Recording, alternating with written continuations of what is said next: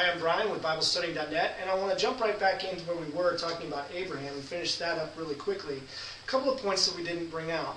When we talk about the dates for Abraham, we're talking about the first couple centuries of the second millennia BC, so about the 19th or 18th century perhaps BC.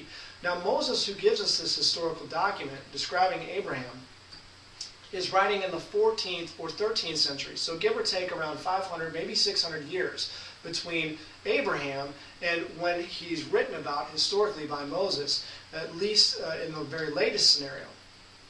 And that is well within the historical standards for using Moses' writing as a basis for understanding and reconstructing the life of Abraham, even without any outside archaeological evidence, based on what we saw early on concerning our other early manuscript evidence for understanding ancient history.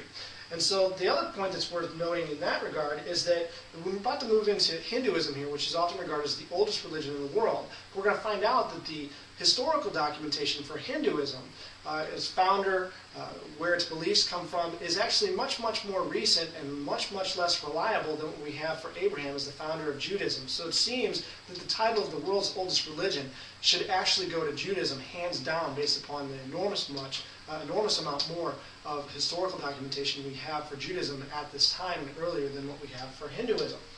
And so let's talk a little bit about Hinduism. Later on, after this portion, when we look at the historical details, we're going to talk about comparing Hinduism with Jainism, Buddhism, and Taoism, and Platonism, and sort of see all the similarities between those religions. And we'll do a little bit of that as we go here. But let's talk a little bit about what Hinduism is. And I think what's interesting here, if we have a map we're going to continue to pull up here, Abraham is moving westward, bringing monotheism.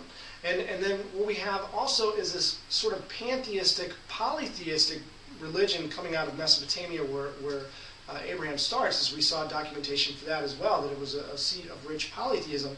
And those polytheists seem to move out at around the same time, maybe just before or just after Abraham, and they scatter and they take with them this base religion that they have. And it seems to move both east into India and farther, and also west across Europe. And what we call Hinduism today is, in fact, one of the eastern branches of this pantheistic polytheism that comes out of this Mesopotamian area of Iran and Iraq.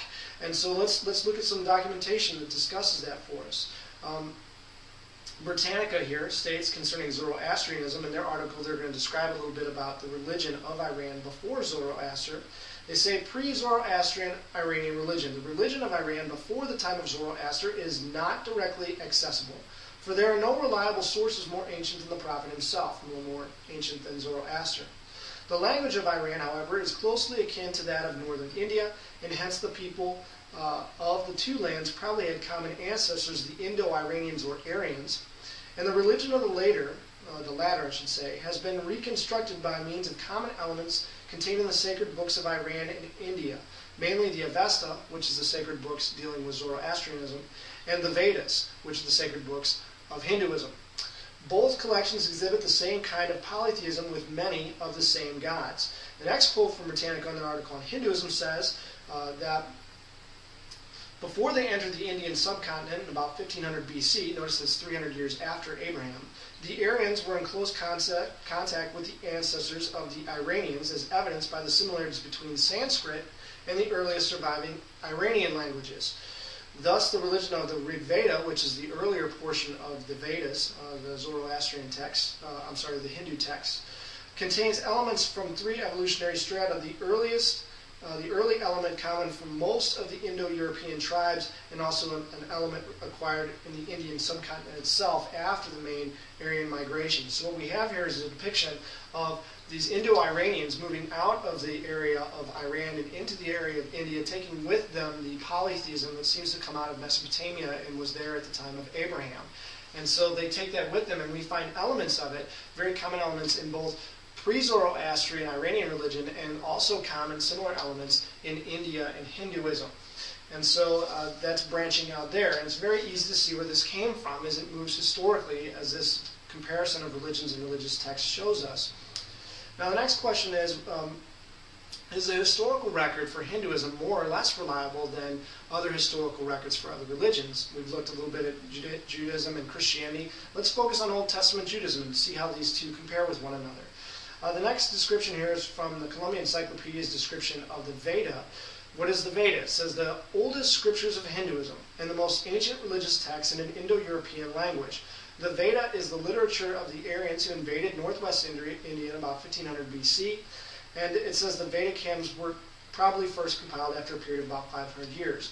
So we're talking about, again, 1500 BC, 300 years after Abraham, only 200 years before Moses writes about Abraham. So this gives us an idea of the time frame. And we also now know the name of the Hindu scriptures. So the next quote here, let's look at from Britannica on Hinduism, says the history of Hinduism begins in India about 1500 BC, although its literature can only be traced to before 1000 BC. So the literature of Hinduism doesn't go back to 1500.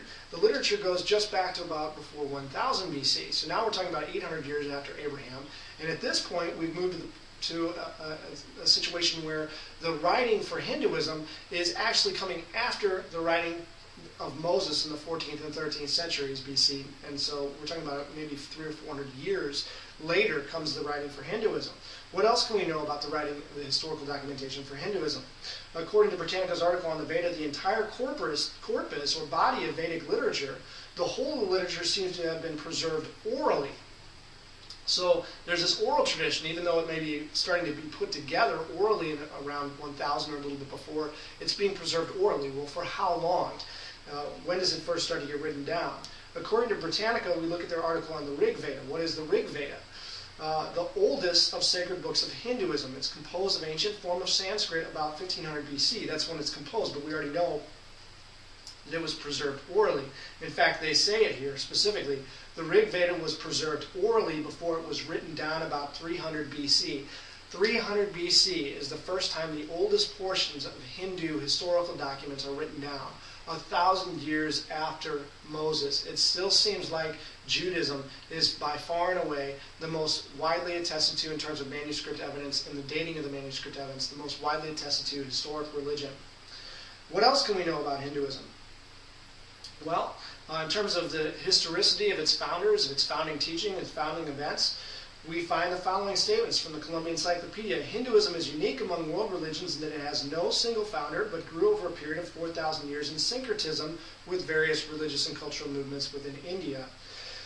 Next, from Britannica, says it has neither beginning or founder, nor central hierarchy or authority or organization. So one of the things that's difficult for us when it comes to Hinduism and asking this question from a historian's perspective is we're going to have a lot of difficulty asking where do these religious beliefs come from, what are they based on, how can we know if they're true, what events might corroborate these beliefs and their arrival, because Hinduism doesn't contain its historical data doesn't contain any of that information, doesn't have any information on the founder, the origination of the teachings, what events might have surrounded that. We simply don't have anything there to look at and analyze in the first place, let alone to analyze and reject. There's nothing to actually look at and analyze for those questions of historicity. And beyond that, of course, as we'll find out, Hinduism is a propositional mystical religion. It doesn't offer evidence or reason. In fact, it rejects those in favor of acquiring knowledge through intuition or meditative insight, some sort of subjective religious experience. The last question here that I want to ask, I'm going to actually put off to the next video. It's going to deal with the question of the Trinity. And does Hinduism have a Trinity that's similar to that of Christianity? And is there Christianity borrowing from a Hindu concept here? And so we'll put the video on pause. We'll come back in just a moment and we'll take a look at that question.